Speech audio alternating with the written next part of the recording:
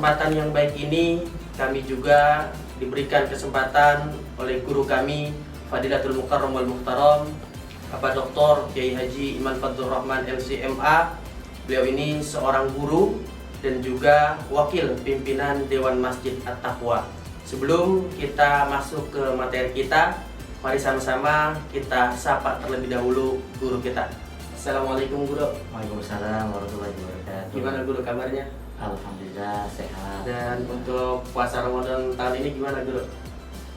Sama ya seperti tahun sebelumnya, tapi mungkin satu hal yang berbeda di tahun ini karena juga didukung oleh cuaca yang sejuk. Ini juga yang seolah-olah puasa itu nggak terasa gitu ya. Jadi cuaca apapun ya kita perlu syukuri, dan termasuk saya juga menikmati setiap bulan suci Ramadan, ya termasuk di bulan suci Ramadan tahun ini. Gini guru, ini kan durasi puasa lumayan lama ya guru. Dimulai dari waktu subuh kita sudah diperintahkan buat menahan hal-hal yang membatalkan puasa, dan itu makan, minum, dan juga menahan hawa nafsu gitu guru. Dan itu lumayan besar gitu guru perjuangannya bagi orang-orang yang nggak terbiasa puasa gitu guru. Ya tiba-tiba dia disuruh puasa gitu guru, ya kan, dan nggak makan siang gitu, yang biasanya makannya banyak gitu guru, ya tiba-tiba nggak makan siang gitu guru.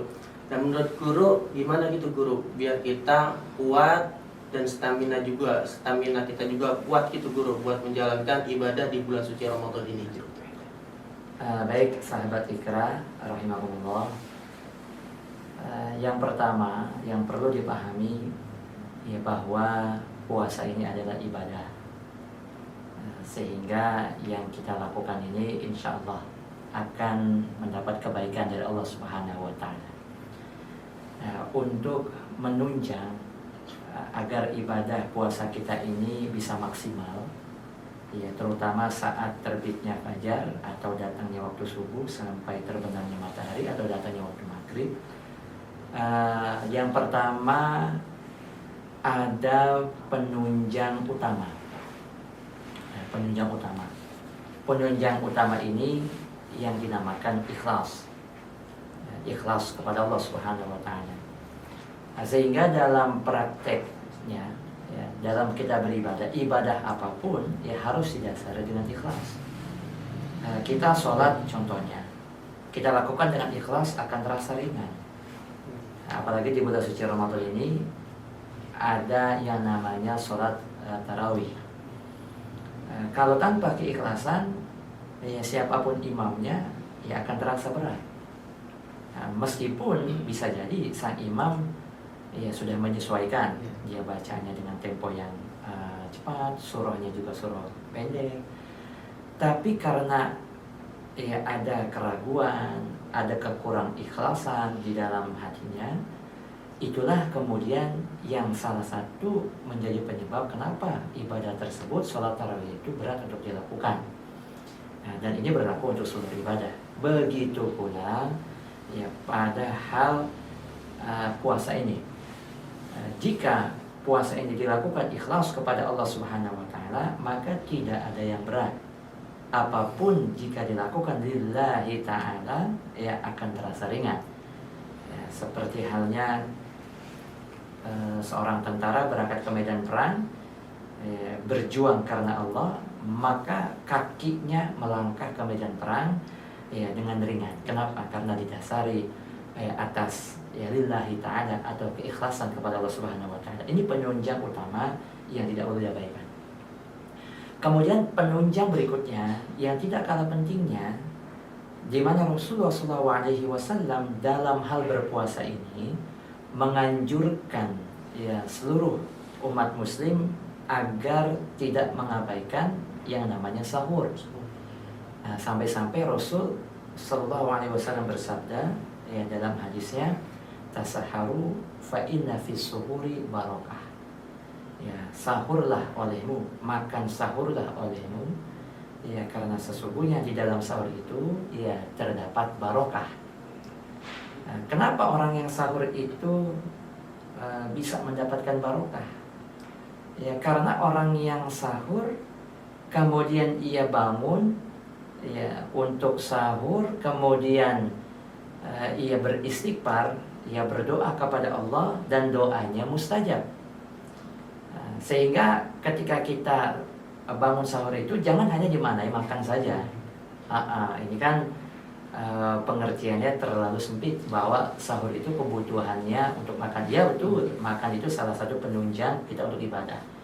Tapi jadikan ya sahur itu bukan hanya sekedar kita makan, ya minum, tetapi juga jangan lupa kita berdoa, beristighfar kepada Allah Subhanahu wa taala. Doa yang kita baca makbul, mustajab.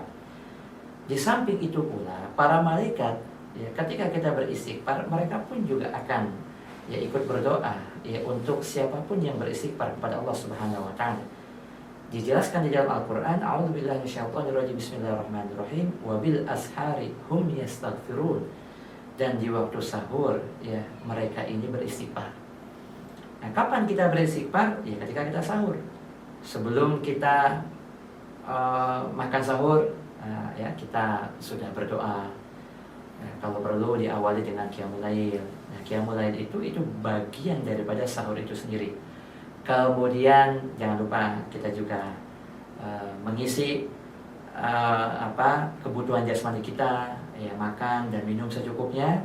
Sambil makan dan minum jangan lupa kita juga berdoa, beristighfar setiap suapan makanan dan minuman yang masuk, sambil kita berdoa dan beristighfar kepada Allah Subhanahu wa taala. Dan ketika kita selesai sahur pun juga kita jangan lupa kita berdoa dan beristighfar. Itulah kemudian yang dilakukan dalam sahur itu yang kemudian mendatangkan kebarokahan sebagaimana yang Nabi katakan. Seperti itu. Ya, Guru. Ini kan ada beberapa pertanyaan juga, Guru ya.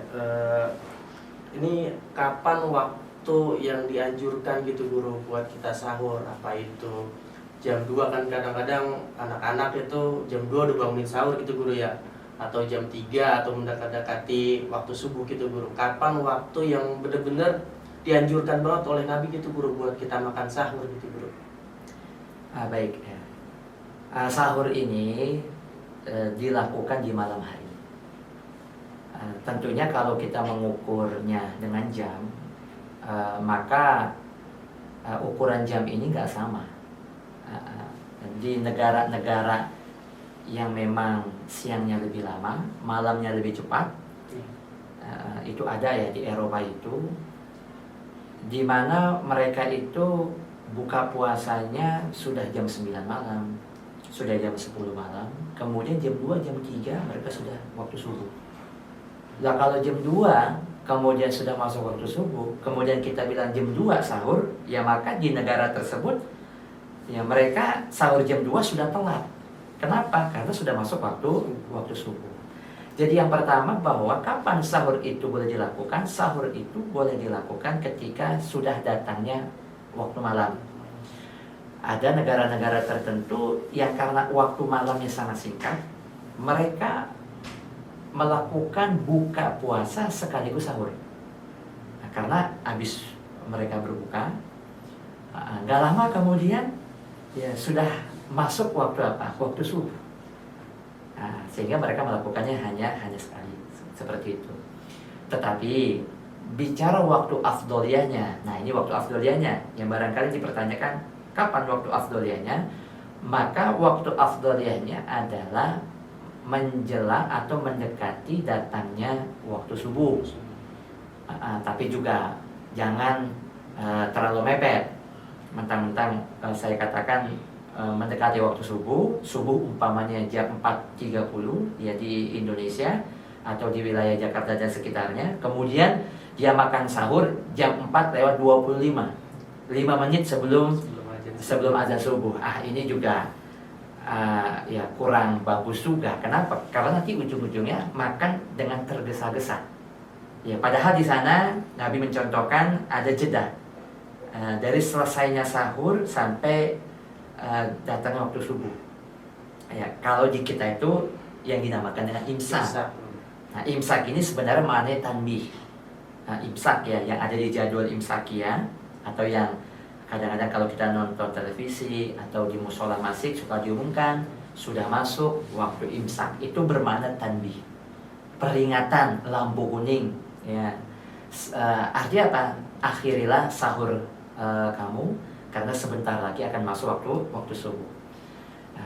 Jadi kalau bicara ideal itu ya paling tidak 1 jam lah, ya, 1 jam sebelum datangnya waktu subuh.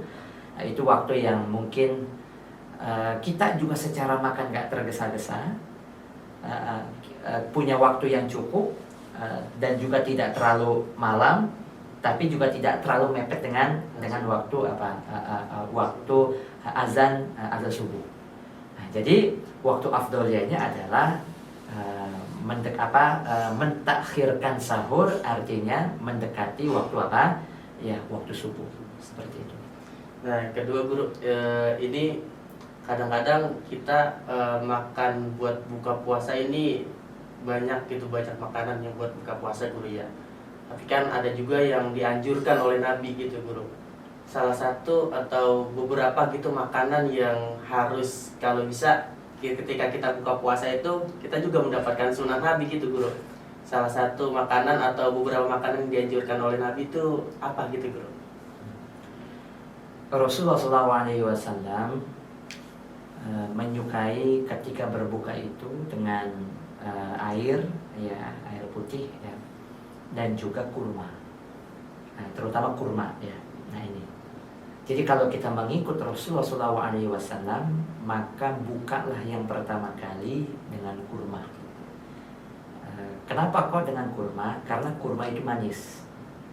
Ya, tubuh kita, lambung kita selama kita puasa, ya, dari mulai waktu subuh, ya, sampai waktu maghrib, lambung kita akan kosong nih. Lambung kita kosong.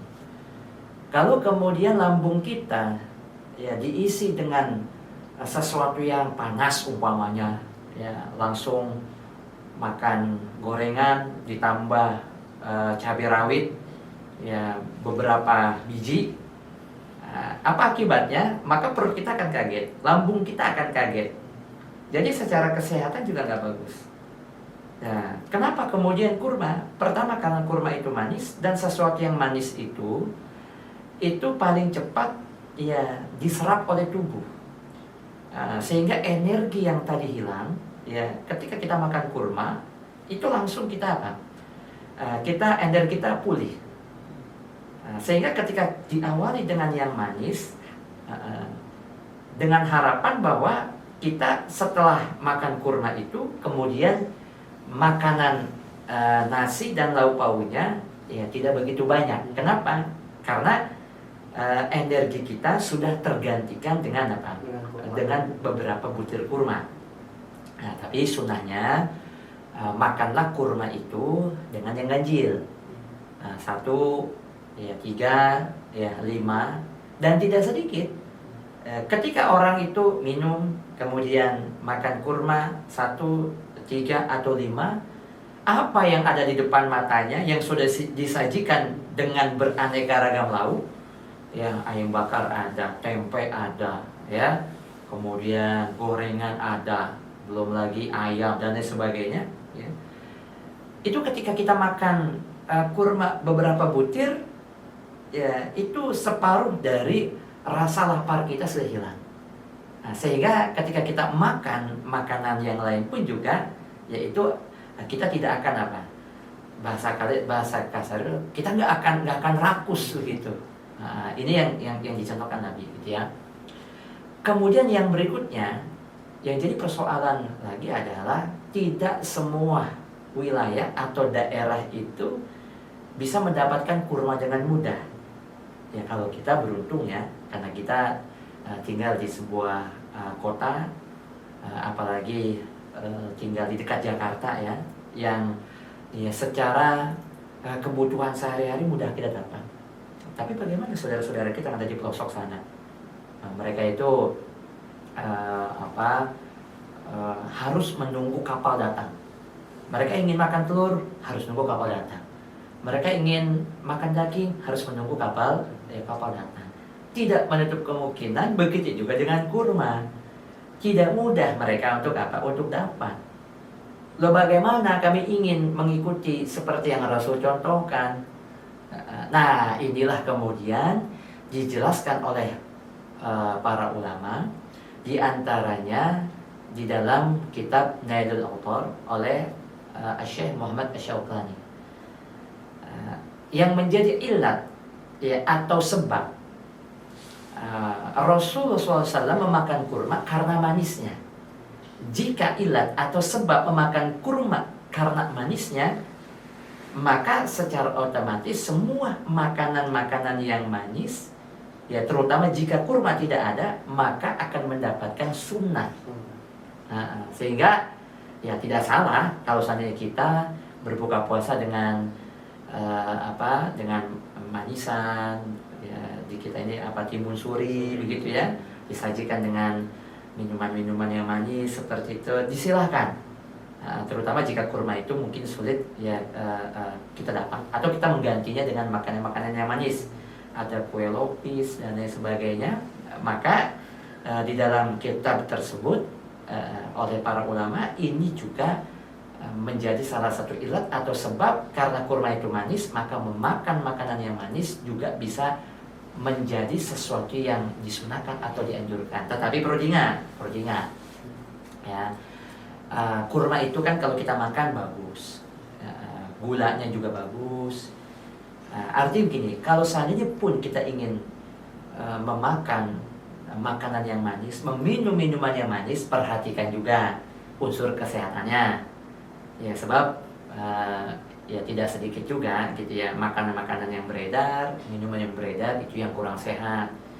Ya mungkin dari faktor manisnya yang berlebihan begitu, sehingga nanti dapat mengakibat buruk bagi kesehatan. Ya silakan makan makanan yang manis, ya tetapi juga perlu diingat, ya juga perlu dilihat-lihat ya, jangan sampai nanti terlalu berlebihan yang dikhawatirkan berdampak buruk bagi ya kesehatan. Ya begitu. Ya kira.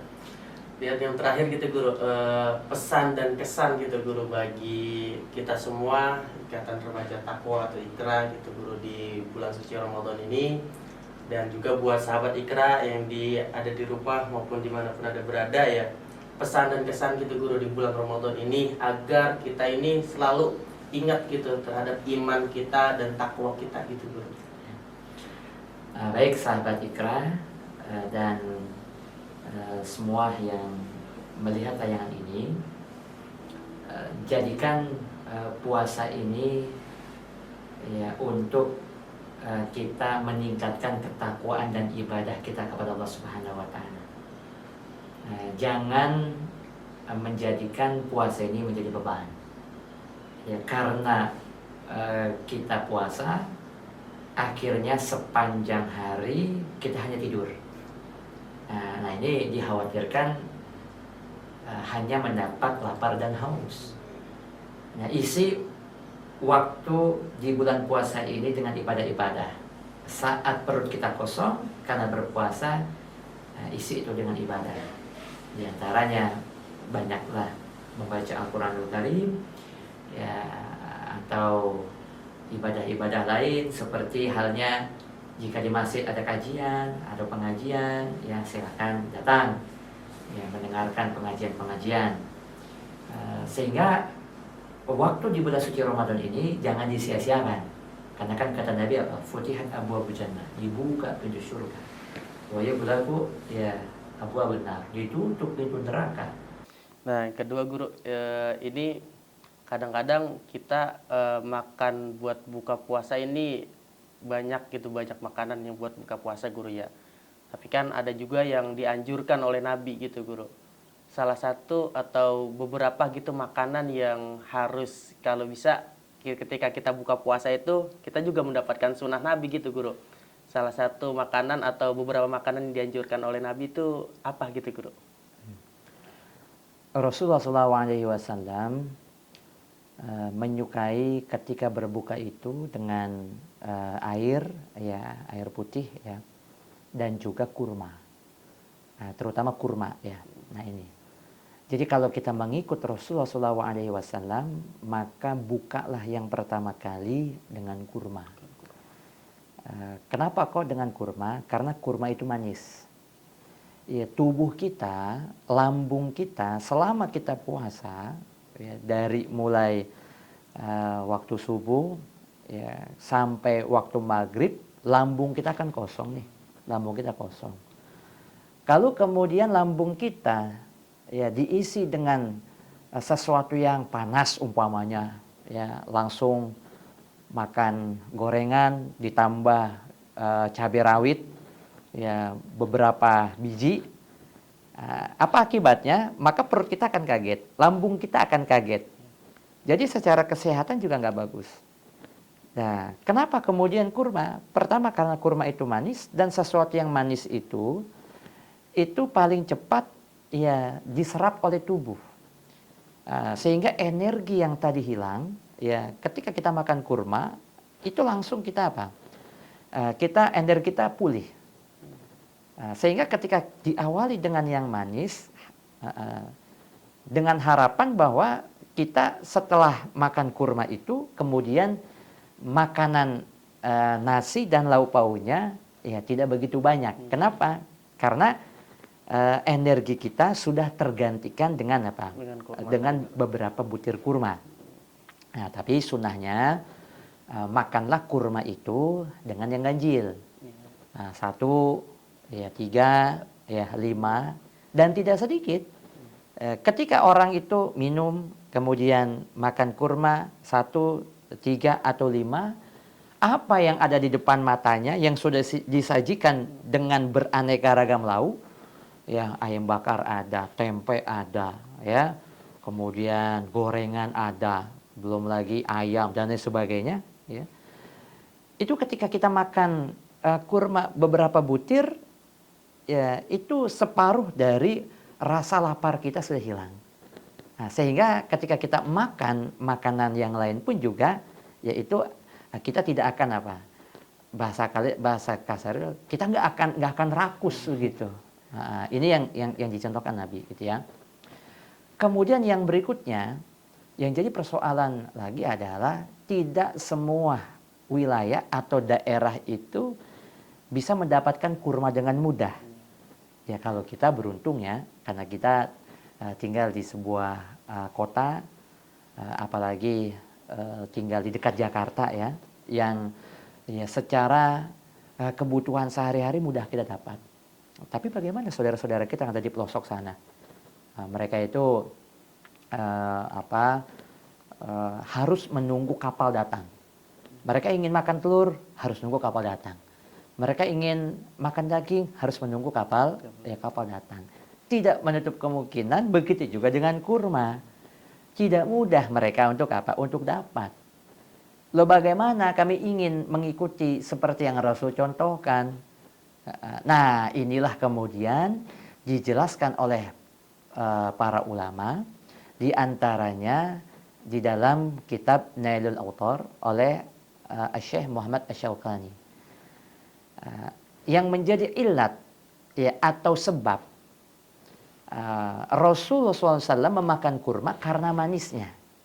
Jika ilat atau sebab memakan kurma karena manisnya, maka secara otomatis semua makanan-makanan yang manis, ya terutama jika kurma tidak ada, maka akan mendapatkan sunnah.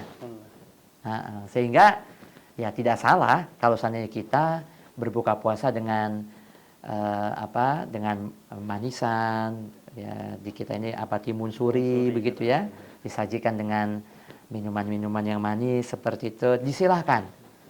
Terutama jika kurma itu mungkin sulit ya kita dapat, atau kita menggantinya dengan makanan-makanan yang manis, ada kue lopis dan lain sebagainya. Maka di dalam kitab tersebut oleh para ulama ini juga menjadi salah satu ilat atau sebab, karena kurma itu manis, maka memakan makanan yang manis juga bisa menjadi sesuatu yang disunahkan atau dianjurkan. Tetapi perlu diingat ya. Kurma itu kan kalau kita makan bagus, gulanya juga bagus.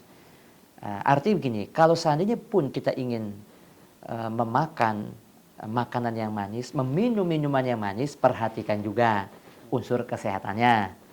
Ya sebab ya tidak sedikit juga gitu ya, makanan-makanan yang beredar, minuman yang beredar itu yang kurang sehat. Ya, mungkin dari faktor manisnya yang berlebihan begitu, sehingga nanti dapat mengakibat apa? Buruk bagi kesehatan. Ya, silakan makan makanan yang manis, ya, tetapi juga perlu diingat, ya juga perlu dilihat-lihat ya. Jangan sampai nanti terlalu berlebihan yang dikhawatirkan berdampak buruk bagi ya kesehatan. Ya begitu. Ya, gitu. Dan yang terakhir gitu Guru, pesan dan kesan gitu Guru bagi kita semua Ikatan Remaja Takwa atau IKRA gitu Guru di bulan suci Ramadan ini, dan juga buat sahabat IKRA yang ada di rumah maupun dimanapun ada berada ya, pesan dan kesan gitu Guru di bulan Ramadan ini agar kita ini selalu ingat gitu terhadap iman kita dan takwa kita gitu Guru.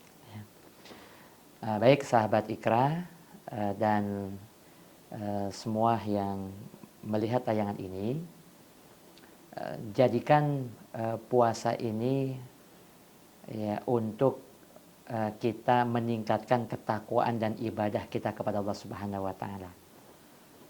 Jangan menjadikan puasa ini menjadi beban. Ya, karena kita puasa, akhirnya sepanjang hari kita hanya tidur. Nah, ini dikhawatirkan hanya mendapat lapar dan haus. Nah, isi waktu di bulan puasa ini dengan ibadah-ibadah. Saat perut kita kosong karena berpuasa, isi itu dengan ibadah. Di antaranya banyaklah membaca Al-Quranul Karim, ya, atau ibadah-ibadah lain seperti halnya jika di masjid ada kajian atau pengajian, ya silakan datang, ya mendengarkan pengajian-pengajian. Sehingga waktu di bulan suci Ramadan ini jangan disia-siakan. Karena kan kata Nabi apa? Futihat abwaabul jannah, dibuka pintu surga. Wa yughlaqu ya abwaabun nar, ditutup pintu neraka. Sekarang ini pintu kebaikan sedang dibuka sebesar-besarnya.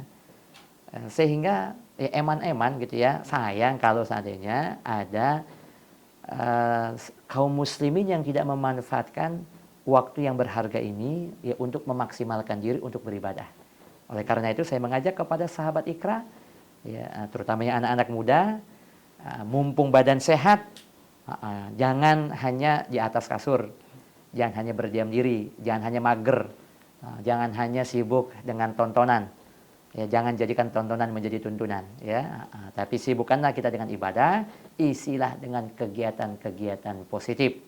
Sehingga mudah-mudahan dengan sebab itu puasa kita ya dapat bernilai ibadah, puasa kita lebih bermakna, dan mudah-mudahan puasa kita diterima oleh Allah Subhanahu wa taala. Amin ya rabbal alamin. Ya, alhamdulillah sahabat IKRA dimanapun Anda berada, apa yang beliau sampaikan tadi itu sangat dapat, dan alhamdulillah yang tadi beliau sampaikan itu bisa diaplikasikan dan bermanfaat buat kita, terutama di bulan suci Ramadan ini banyak ibadah-ibadah yang Allah lipat gandakan. Oleh karena itu kami ucapkan terima kasih Guru Ya, atas sama-sama. keluangan waktunya. Sama-sama, terima kasih juga udah datang. Ya, Guru. Ya sahabat IKRA, terima kasih juga pengurus IKRA Pusat yang sudah datang ke tempat ini, kediaman kami, kediaman Al-Maghfurlah Abu Yakin Nur Anwar. Terima kasih. Ya, yang terakhir, semoga guru kita ini selalu Allah berikan kesehatan, Amin, panjang amin, ya rabbal umur, alamin. dan Amin, selalu amin, amin. mendapatkan hidayah, dan kita selaku muridnya selalu mendapatkan bimbingan dari beliau. Sekian dari kami, kurang lebihnya kami mohon maaf. Assalamualaikum warahmatullahi wabarakatuh. Waalaikumsalam warahmatullahi wabarakatuh.